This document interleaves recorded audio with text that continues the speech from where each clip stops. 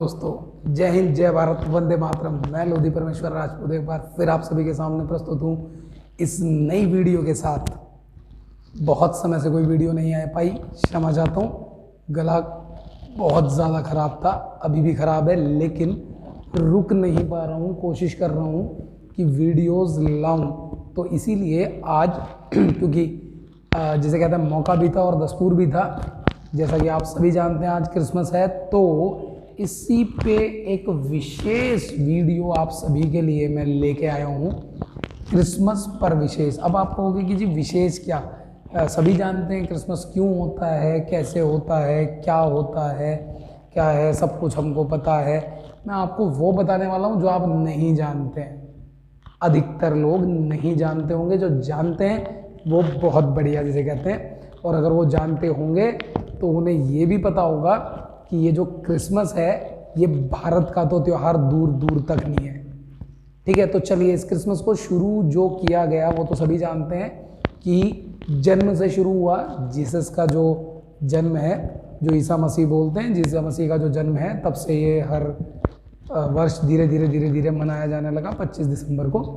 तो ये तो एक बात है कि जानते हैं जी क्रिसमस है, ठीक है। लेकिन मेन बात आती है कि ये जो सारी चीज़ है ये चली कब से, वो आती है। आप सोचेंगे थोड़ा सा, ये जो कॉन्वेंट स्कूल है ना, कॉन्वेंट विद्यालय,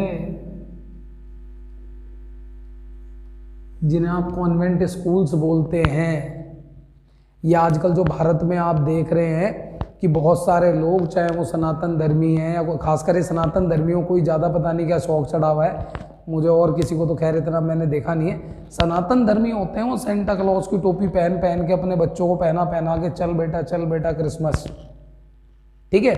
तो ये जो है ना, ये सारा असर इनका है, इनका। मैं आपको आज इससे थोड़ा सा परिचित कराना चाहता हूँ, जरा इस क्रिसमस विशेष पे इससे थोड़ा परिचित कराना चाहता हूँ, कॉन्वेंट विद्यालय क्या है।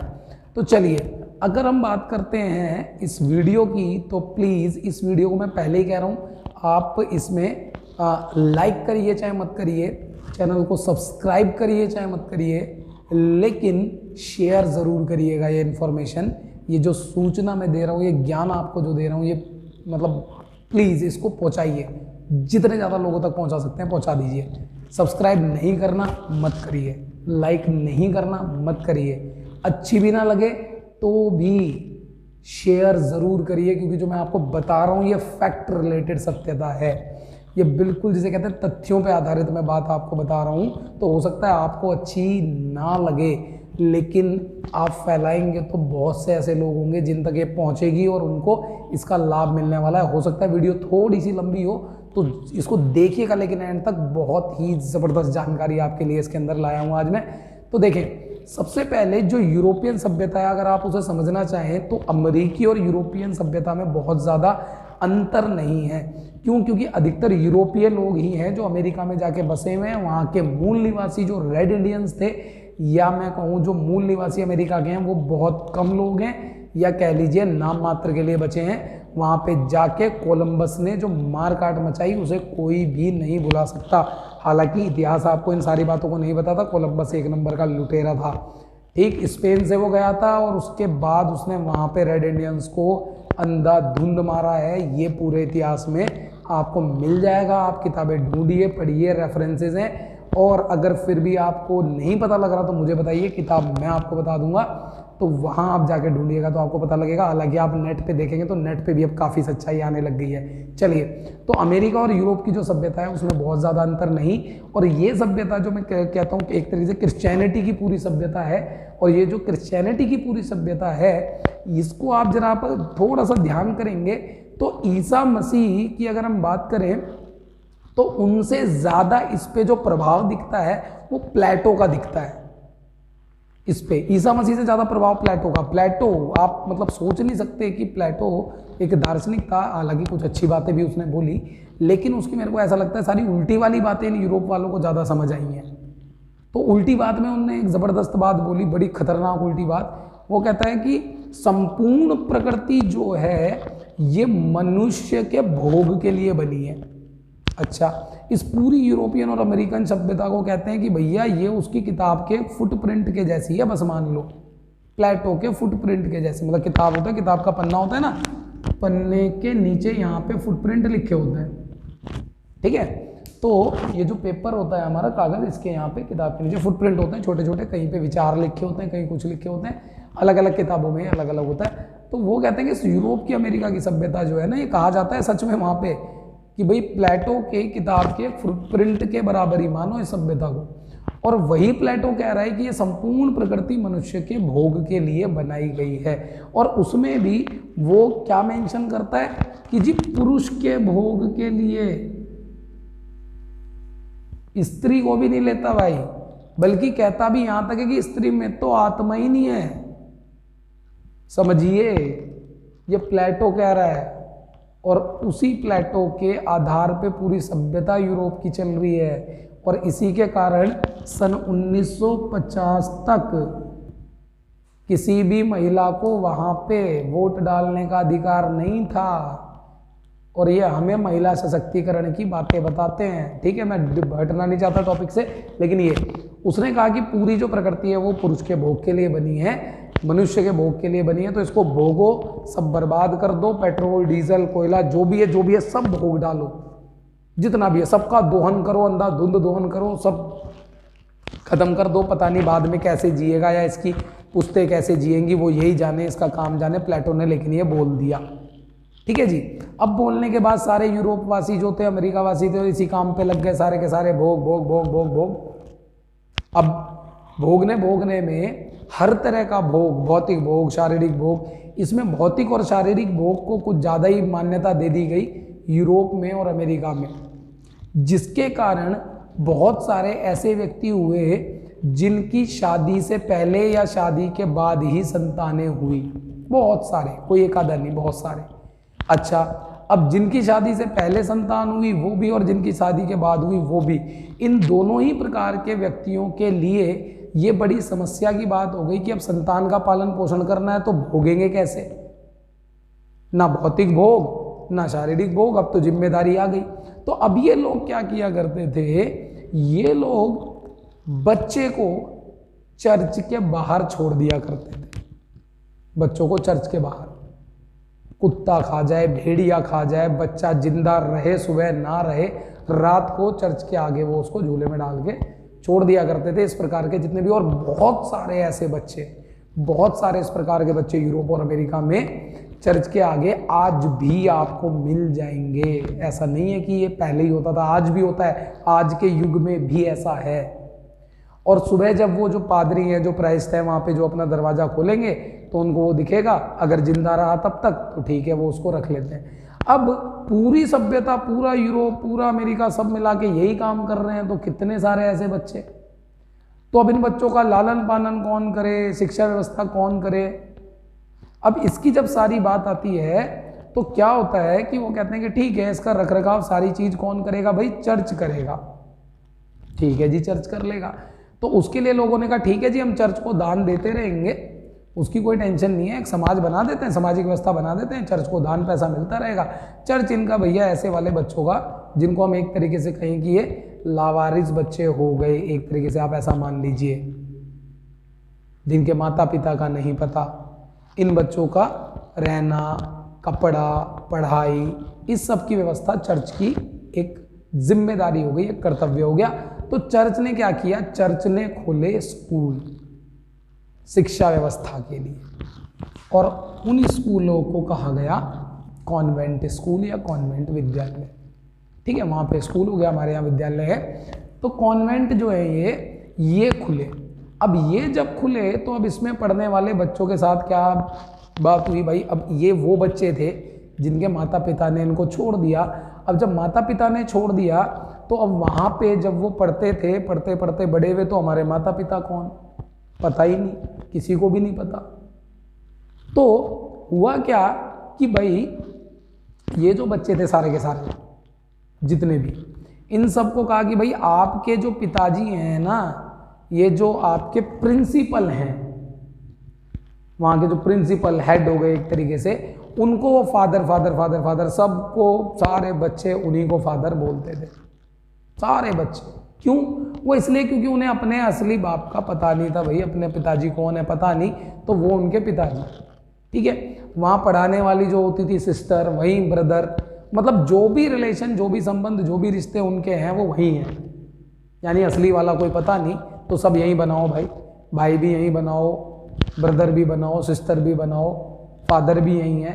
अब पता नहीं मदर क्यों नहीं है वहाँ, वो मुझे समझ नहीं आता, पता नहीं क्या चक्कर है कि वहाँ कोई मदर नहीं है, लेकिन फादर है, ब्रदर हैं, सिस्टर हैं, ये सब है। चलिए कोई बात नहीं, खैर ऐसा हुआ, ठीक है। अब यही चीज़ जो है उठा के भारत में ले आई गई, और भारत में कॉन्वेंट स्कूल चलते हैं, ध्यान रखना, कॉन्वेंट विद्यालय चलते हैं, और आजकल इनके ऊपर केस भी खूब चल रहे हैं। क्यों चल रहे हैं वो भी अभी आपको समझाता हूँ।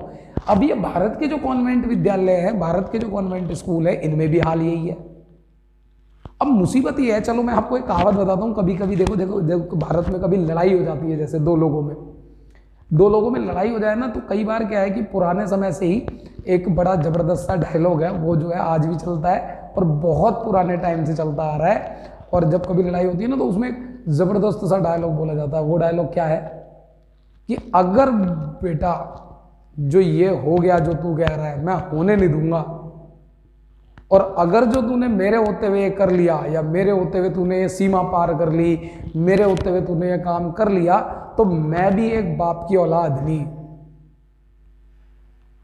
ये डायलॉग पुराने भारत के ऐसे ऐसे जबरदस्त राजा, जिन्होंने कहते हैं ना प्रचंड तांडव मचाए हैं और जबरदस्त तरीके से दुश्मन को खदेड़ खदेड़ के मारा है, नानी याद दिलाई है, उन सभी के मुंह से यह डायलॉग निकला।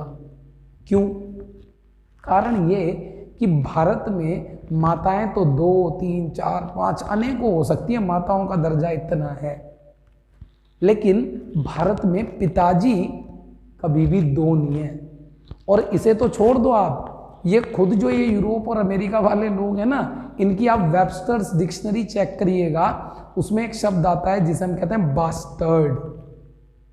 इस शब्द का ऑक्सफोर्ड में मत देखिएगा, ये वेबस्टर्स में देखिएगा, क्योंकि ऑक्सफोर्ड जो है ये बहुत बाद में आई हुई डिक्शनरी है।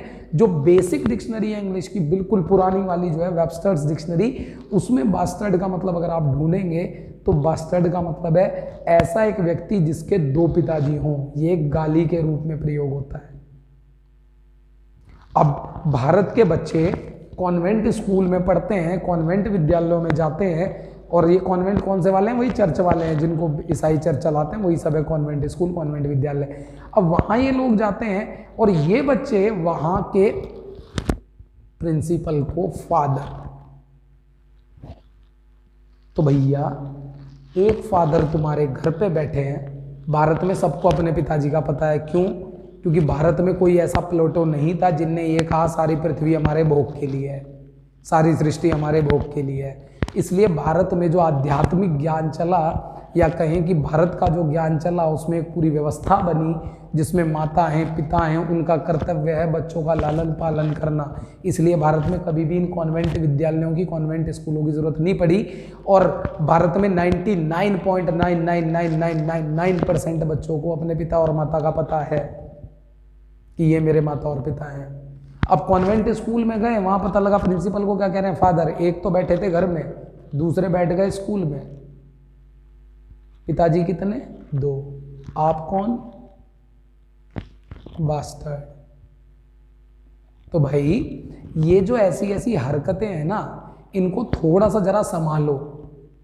सभी से कह रहा हूं, ये जो कॉन्वेंट स्कूलों में आप बच्चों को भेज रहे हैं कि बड़ा अच्छा है, फलाना है, ढिमका है, सिर्फ और सिर्फ पैसे का खेल है, इसको समझिए। आपका पैसा कॉन्वेंट स्कूल में जा रहा है तो वो अपने स्कूल में फैसिलिटीज़ बढ़ा रहे हैं, सुविधाएं बढ़ा रहे हैं, आपको अच्छे लग रहे हैं। इसी पैसे के फ्लो को, इसी पैसे की धारा को, इसी पैसे को जरा गुरुकुलों की तरफ बहा दीजिए, गुरुकुल सुविधा दे देंगे, फैसिलिटी मिल जाएगी, कौन सी बड़ी चीज़ है। और अगर मैं कह रहा हूँ चलो गुरुकुल में भी नहीं भेज सकते तो कम से कम इनमें मत भेजो, नॉर्मल वाले किसी स्कूल में भेज दो यार, वहाँ पे पढ़ लेगा। कम से कम अपने बच्चे को 2 पिताजी तो मत ही दो। मैंने कहा माताएं कितनी भी हो सकती हैं, राम की 3 थी, कृष्ण जो थे वो भी यशोदा को भी माता मानते थे, देवकी को भी माता मानते थे, लेकिन नंद को कभी पिता नहीं कहा, उन्होंने नंद बाबा कहा, कभी पिता नहीं कहा। तो ये बात आप इस चीज की ध्यान रखिए कि जो हमारी संस्कृति है ये बहुत वृहद संस्कृति है और बहुत सोच समझ के बनाई गई संस्कृति है। और मैंने तो यहां तक देखा है कि बच्चे तो फादर कह ही रहे हैं, पेरेंट्स भी जाके उन्हें फादर ही कह के संबोधित करते हैं। मतलब पिता के भी वो पिताजी और तुम्हारे बच्चे के भी वो पिताजी, तो आप दोनों कौन हो, भाई बहन या भाई भाई? मेरे तो यही समझ नहीं आता। माता जी भी उनको फादर ही कह रही है। अरे भैया मैं कह रहा हूं, मतलब कुछ भी ध्यान मत रखो यार, अपने रिश्तों का तो ध्यान रख लो। तुम तो अपने ही रिश्ते बिगाड़ने में लगे पड़े हो इन कॉन्वेंट स्कूलों के चक्कर में। बच्चा जा रहा है वो भी फादर, पिताजी जा रहे हैं वो भी उसे फादर ही बोल रहे हैं प्रिंसिपल को, माताजी जा रही हैं वो भी, भाई जाए वो भी, बहन जाए वो भी। अरे भैया सबके फादर वही हैं, तो फिर तो सारे ही भाई बहन हो गए। तुम कर क्या रहे हो? थोड़ा सा सोचिए, थोड़ा सा रुकिए, ठहरिए, अंधाधुंध अनुसरण मत कीजिए। आप सभी को ये बात बहुत, जिसे कहता हूँ बहुत दिनों से आपको मैं बताना चाहता था, बस थोड़ा सा मैं चाह रहा था कोई मौका ऐसा है। तो ये जो क्रिसमस हम विश करते रहते हैं, merry Christmas merry Christmas merry Christmas, तो करिए उनको। अगर जो कोई ईसाई है तो ये सनातन धर्मी जो आपस में लगे हुए हैं ना, इनका तो मुझे समझ नहीं आता। मैं क्रिश्चियन नहीं हूँ, मैं ईसाई नहीं हूँ, आप ईसाई नहीं हो, किसको आप कर रहे हैं, किसको शुभकामनाएं दे रहे हैं आप ये क्रिसमस की? कौन ईसाई है? मैं भी नहीं हूं, आप भी नहीं हो। अगर कोई ईसाई आपका मित्र है तो उसको दे दीजिए, ठीक है, बड़ी अच्छी बात है। लेकिन ये जरा थोड़ा सा बंद करिए, इसको थोड़ा समझिए कि हो क्या रहा है, चल क्या रहा है। और यही कॉन्वेंट स्कूल छोटे छोटे बच्चों के मन में सनातन धर्म के प्रति बहुत बहुत प्रकार की अंध भावनाएं, कहूं दुर्भावनाएं पैदा करते हैं। छोटे छोटे बच्चों के मन में दुर्भावनाएं पैदा करते हैं और धर्मांतरण का एक बिल्कुल आधार बना देते हैं। ये आप एक छोटा सा मैं इसमें उदाहरण आपको देता हूं। एक विद्यालय था और ये सारी बात, ये जो मैं अभी उदाहरण दे रहा हूं, ये श्री राजीव दीक्षित जी का दिया हुआ है। आप उनकी वीडियोस में सुन सकते हैं, व्याख्यान में सुन सकते हैं। जब वो एक कॉन्वेंट स्कूल में गए थे तो ये उन्होंने देखा था बकायदा होते हुए। तो हुआ क्या वहां पे कि जब राजीव भाई उस कॉन्वेंट स्कूल में गए थे तो उन्होंने देखा वो क्या करते हैं, लोग छोटे छोटे बच्चों को स्विमिंग पूल के पास लेके जाते हैं और एक मेटल की, धातु की एक राम जी की, कृष्ण जी की मूर्ति होती है और उस मूर्ति को वो सब बच्चों से कहते हैं देखो ये आपके राम कृष्ण की मूर्ति है, अगर इनमें ताकत होगी तो ये स्विमिंग पूल में तैर जाएंगे, नहीं तो डूब जाएंगे। और ये हम सभी जानते हैं कि ये तो प्रकृति का नियम है कि जो आपका मेटल है, धातु है, उसकी डेंसिटी जो है वो ज़्यादा है और वो डूबेगा ही डूबेगा। तो मेटल धातु से बनी हुई मूर्ति ने डूबना ही है तो डूब जाती है। उसके बाद बिल्कुल उसी प्रकार की एक लकड़ी की मूर्ति ईसा मसीह की वो बच्चों को दिखाते हैं और उस पर बिल्कुल पेंट उसी तरीके का होता है कि ये पता ना लग पाए बच्चे को देखने से कि ये मेटल है या लकड़ी है, ये धातु है या लकड़ी है।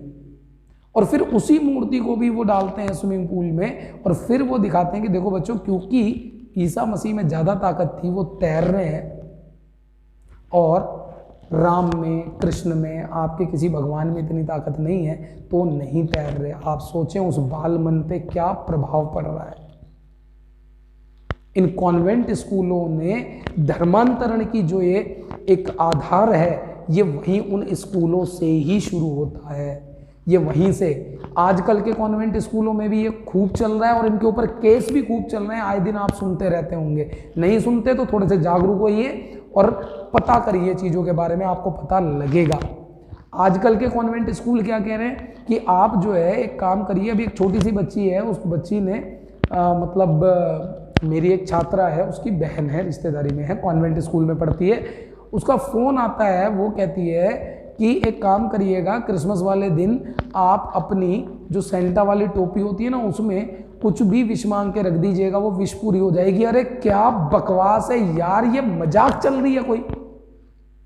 मतलब हमारे यहाँ पे ये मुंह उठा के कह देते हैं सनातन धर्म में अंधश्रद्धा है, शिवलिंग पे जल चढ़ाते हैं, फलाना करते हैं, ढुमका करते हैं, ये है वो है। इन चीज़ों के हजार विज्ञान तो खैर मैं खुद बता दूंगा, और जो मैं नहीं जानता वो भी और बताने वाले बहुत बैठे हैं। जैसे कि एक मैं आपको बता भी सकता हूँ, अग्निव्रत जी हैं हमारे आचार्य अग्निव्रत जी, तो उनके अगर आप वीडियो देखते हो, नहीं देखते तो ज़रूर देखें। उन्होंने बहुत बढ़िया विज्ञान जो है वेदों शास्त्रों का और ऐसी ऐसी परंपराओं का बताया हुआ है। लेकिन फिलहाल मैं बात कर रहा हूँ यार, ये कौन सा विज्ञान है? वैसे तो तुम एंकर साइंस का दामन थामे नहीं छोड़ते, हर चीज़ साइंटिफिक होनी चाहिए, वैज्ञानिक होनी चाहिए, फलाना ढिमका। ये कौन सा विज्ञान है भाई कि जिसमें तुम्हारे सेंटा की टोपी में विष डाल के रख दो और विष पूरी हो जाए? वाह भाई वाह, बहुत बढ़िया। मैं तो कह रहा हूं एंकर रखना शुरू करो, एंकर 2-4 भारत के नेताओं को तो मारो, देशभक्तों करो भाई, यही काम तुम सारे। विष मांग लो, ये वाला मर जाए, वो वाला मर जाए, इसने घोटाला किया, ये मरे वो मरे, और पूरी होना शुरू हो तो मेरे ख्याल से तो 1 साल भी पूरा ना लगे, अगला क्रिसमस नहीं आ पाएगा, इतने में तो हो गया देश तरक्की पे। तो ये जो इस तरीके की एक प्रवृत्ति बच्चों के अंदर डालना, छोटे छोटे जो बच्चे कुछ भी नहीं जानते उनमें ये प्रवृत्ति डालना है कॉन्वेंट स्कूलों का काम है। ये मिशनरीज यहां पे भारत में कर रहे हैं, चर्च यहां पे भारत में कर रहा है, और हम लोग क्या कर रहे हैं? हम मैरी क्रिसमस कर रहे हैं, हम हैप्पी क्रिसमस कर रहे हैं। मैं कहता हूं आप जरूर करिए। अगर ये सभी लोग जो क्रिसमस मना रहे हैं, मैं एक बात और बता देता हूं, कभी आप चर्च में अगर जा रहे हैं और प्रेयर का समय है तो आपको चर्च में रुकने नहीं दिया जाएगा अगर आप सनातन धर्मी हैं। अगर आप किसी और धर्म, सनातन धर्मी नहीं, अगर आप मुसलमान भी हैं तो भी, अगर आप क्रिश्चियन नहीं हैं तो आप कोई भी हो, प्रेयर के टाइम पे आपको चर्च से बाहर निकाल दिया जाता है। क्यों भाई? क्या कारण है? क्या ये जो गॉड है या जो ईसा मसीह है, क्या मतलब केवल ईसाइयों के लिए ही क्या भाई? अगर ये वही है जिसे हम सुप्रीम पावर बोलते हैं, वही है, तो भैया उसने तो हमें भी बनाया है, फिर क्या टेंशन है तुम्हें? हमें बैठने दो ना प्रेयर में, क्या दिक्कत है? लेकिन नहीं, इस प्रकार की बहुत सारी चीज़ें आपके सनातन धर्मियों के मंदिरों में। कभी किसी का धर्म पूछा, कभी कीर्तन करते हुए किसी से आपने पूछा कि तू ईसाई है, तू मुसलमान है, तू कौन है और बैठा क्यों है? क्योंकि जिसने हमें बनाया उसने उन्हें भी बनाया है। और ये जो 2000 साल पहले की परंपराएं हैं, ये हमारी लाखों करोड़ों साल की परंपराओं को नहीं मिटा सकती, कभी नहीं मिटा सकती। वैज्ञानिक भी आज ये चीज़ें मान रहे हैं, सनातन धर्म सबसे ज़्यादा वैज्ञानिक है। तो मैं ये चीज़ आपसे कहना चाहता हूँ कि क्रिसमस पे ये सारे एकदम अंधाधुंध अनुसरण की जो परंपरा है ना, इसे थोड़ा रोकिए, थमिए, सोचिए, बैठिए। 21 दिसंबर से और 27 दिसंबर के बीच में आपको पता भी नहीं होगा, गुरु गोविंद सिंह जी के 4 बेटे बलिदान हो गए थे धर्म की राह पे, जिन्होंने मरना कबूल किया लेकिन अपना धर्मांतरण करना कबूल नहीं किया। ये 21 से 27 दिसंबर कौन जानता है कितने लोग मनाते हैं इसको? कोई सोचता भी नहीं। क्रिसमस की ऐसी हाइप बना दी है, तुलसी पूजन दिवस का होश नहीं है, क्रिसमस ट्री को उठा के ला रहे हैं, सजा रहे हैं, पता नहीं क्या कर रहे हैं, लाल सफेद टोपे कपड़े पहन के, भगवान ही मालिक है। मार्केट लग जाता है, पूरा का पूरा सज जाता है ऐसी चीज से। अरे मतलब ये मैं उन एरिया की बात कर रहा हूं जहां कोई क्रिश्चियन ही नहीं है, जहां ईसाई है ही नहीं। अरे जहां ईसाई है वहां करिए, क्या दिक्कत है? बिल्कुल होना चाहिए, ठीक है भाई, वो त्योहार है, मनाएं अपना। आप किस गलत फहमी में काम कर रहे हैं आपका मेरे को समझ नहीं आ रहा, और वो क्या कर रहे हैं वो भी मैंने आपको बता दिया। तो इस चीज को थोड़ा सा आप लोग सोचिए। मैं चाहता हूं कि आप लोग इस चीज को थोड़ा सा जरूर सोचें, इस पर थोड़ा विचार करें, और विचार करने के बाद अपने अंतर मन से पूछिए कि किस ओर हम बढ़ रहे हैं, किस ओर हम जा रहे हैं, ये हो क्या रहा है हमारे साथ, कर क्या रहे हैं, क्यों इतनी हाइप बनी? अच्छा, सेंटा क्लॉज ने विश पूरी शुरू कर दी, कब से कर दी? क्रिश्चियनिटी के बाद ही कर दी ना, 2000 साल के बाद विश पूरी होनी, मतलब अब तक हो रही है विश पूरी, है ना, ये विश पूरी होनी शुरू हो गई। लाखों लोग करेंगे और एक आधे की तो वैसी भी हो जानी है, किसी की तो किस्मत में भी होगा, भाग्य में भी होगा ही। तो ये कौन सी बड़ी बात हो गई? इसमें कौन सा विज्ञान ठूस दिया? मेरे तो विज्ञान ही समझ नहीं आ रहा है इनका, कौन सा विज्ञान चल रहा है। तो इसलिए इस चीज़ को थोड़ा सा आप लोग जो है समझें। सेंटा 2000 साल पहले नहीं था, 2000 साल से ही आया है सेंटा, और इसने सबकी विश पूरी कर दी। इतना खतरनाक हो गया सेंटा। कभी जाके इस सेंटा क्लॉज का इतिहास पढ़ना, ये कोई व्यक्ति नहीं है, ये एक हाइपोथेटिकल, ये बिल्कुल हाइपोथेटिकल कैरेक्टर है जो क्रिएट किया गया एक हाइप बनाने के लिए क्रिसमस की। तो इसका जिस दिन आप इतिहास पढ़ लेंगे तो उस दिन आप समझ जाएंगे कि हम कर क्या रहे हैं, क्यों अंधाधुंध अनुसरण कर रहे हैं। कुछ लॉजिक तो लगाएं अनुसरण करते हुए, सोचे तो सही कुछ करते हुए। तो इस चीज को बिल्कुल अपने साथ जोड़िए, सनातन धर्म में अपनी आस्था, अपनी श्रद्धा को बढ़ाइए। कोई चीज समझ नहीं आती है तो उसका लॉजिक ढूंढिए, विज्ञान उसका पता करने की कोशिश करिए। जब घर में कोई कमी होती है तो घर को छोड़ा नहीं जाता, जब घर में कोई कमी होती है तो उसे ठीक किया जाता है, उसके लिए प्रयास किया जाता है, घर को छोड़ के भागा नहीं जाता। जब घर पे कोई मुसीबत आती है तो उसे छोड़ा नहीं जाता, कंधे से कंधा मिला के खड़ा हुआ जाता है उस घर की रक्षा के लिए। ये भारत मेरा घर है। आज भारत में ये धर्मांतरण का जो एक ये पूरा का पूरा एक जिसे कहते हैं बिल्कुल दुर्भाग्यपूर्ण एक जो ये अध्याय चल रहा है, ये नहीं होना चाहिए, ये नहीं होना चाहिए। किसी को लोभ देकर, किसी को तलवार के बल पर, किसी को किसी चीज से धर्मांतरण करने का जो ये एक अध्याय चला, ये बिल्कुल बंद होना चाहिए। सनातन धर्म पे कभी क्यों ऐसा कोई आरोप नहीं है कि सनातन धर्मी जबरदस्ती किसी का धर्म परिवर्तन करवा रहे हैं। हाँ, ये जरूर है, जिन्होंने धर्म परिवर्तन कर लिया है उनको ज्ञान देकर वापस तो जरूर ला रहे हैं, ऐसा तो हो रहा है, इसमें तो कोई दो राय नहीं है। लेकिन उसमें भी ना कोई लोभ है, ना लालच है, ना तलवार है, सिर्फ ज्ञान है। सिर्फ ज्ञान के माध्यम से सनातन धर्मी इस कार्य को आगे बढ़ा रहे हैं। तो आप सभी से मेरी हाथ जोड़ के एक ये विनती है और प्रार्थना है कि कम से कम ये जो क्रिसमस मतलब तुमने बिल्कुल ही एकदम पता नहीं क्या कर दिया है भारत के अंदर, मुझे समझ ही नहीं आ रहा कि क्यों इस क्रिसमस को तुमने इतनी आफत में डाल दिया है। जो हैं लोग वो ज़रूर मनाएं, उनको आप विश करना चाहते हैं ज़रूर करें, लेकिन ये पागल अंधाधुंध की जो एक ये परंपरा है, अनुसरण की जो परंपरा आप चला रहे हो, इसे बंद करिए। कॉन्वेंट स्कूलों में क्या हो रहा है मैं आपको बता चुका हूँ। कोशिश करिए अपने बच्चों को ऐसी जगह ना ही भेजे तो अच्छा है। 15 दिन की छुट्टी क्रिसमस पे करते हैं ये लोग सिर्फ इस कारण से बच्चों की, ताकि बच्चों को ये समझ आए क्रिसमस बहुत बड़ा त्योहार है। आप इस चीज को समझिए। दिवाली पे नॉर्मल छुट्टी मिलने वाली है, ठीक है। तो मेरे ख्याल से ये वीडियो काफ़ी लंबी भी हो गई है, लेकिन मैंने काफ़ी आपको चीज़ें बताई होंगी। फिर भी अगर आप इसके बारे में और भी कुछ जानना चाहते होंगे तो मेरे को आप अवश्य बताइए, उसके बारे में आपको ज़रूर बताऊंगा। मैंने कहा वीडियो में आपको पसंद ना भी आई हो तो भी शेयर ज़रूर करिए, लाइक नहीं करना चाहते मत करें, सब्सक्राइब नहीं करना चाहते मत करें, शेयर ज़रूर करिए। तो प्लीज़ आप सभी से एक समर्थन की उम्मीद है मेरे को। देशभक्तों के साथ ये देशभक्त जुड़ना चाहता है और आप सभी के साथ इस देश को और इस धर्म को आगे ले जाना चाहता है।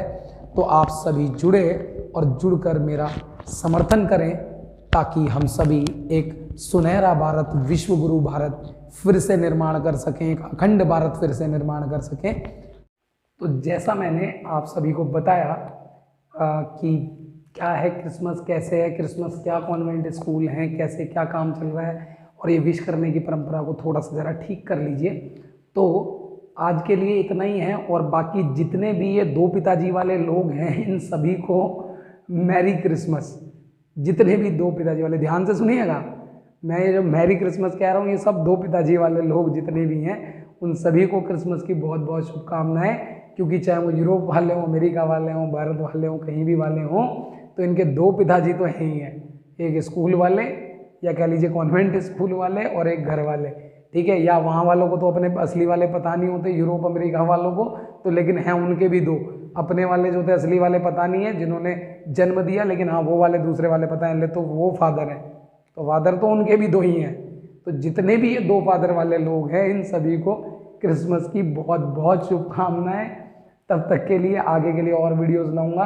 लाइक अगर अच्छी लगी है तो ज़रूर करें, अगर आपको नहीं भी लगी है तो लाइक भले ही मत करें, शेयर ज़रूर करें। सब्सक्राइब अगर नहीं करना चाहते हैं तो मत करें, लेकिन शेयर ज़रूर करें। आप सभी से मेरी ये प्रार्थना है। तो आगे के लिए इसी प्रकार की और भी वीडियोस विशुद्ध क्रांति शंखनाद में आपके लिए मैं लाता रहूँगा। तब तक के लिए जय हिंद, जय भारत, वंदे मातरम।